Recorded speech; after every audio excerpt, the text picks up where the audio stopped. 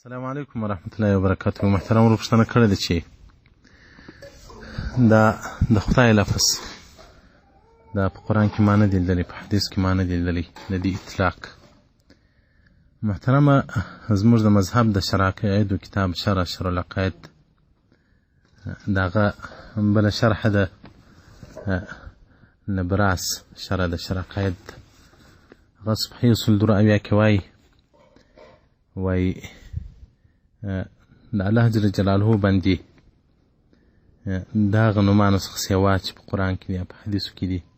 من لغة الأخرى كاسم خدا بالفارسية وما يلازم معناه كالموجود،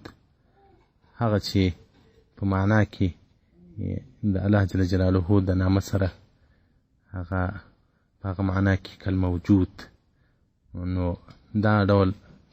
اسما پر الله جل جلاله ایښول دا پروانه لري، دا روا دي. او دغه رنګه امام شرعاني رحمت الله علیه په الیواقیت والجواهر لعبدالوهاب شرعاني رحمت الله علیه صفحه 8 کې وایي چې وایي په نورو ژبو سره د الله جل جلاله نومان لکه په فارسي خدای او د حبشیاو په ژبه باندې ابي لسان الحبشه واق او دا ډول نومان د دې اطلاق پر الله جل جلاله باندې کېدلی شي. د خدای معنا هغه خدای خپله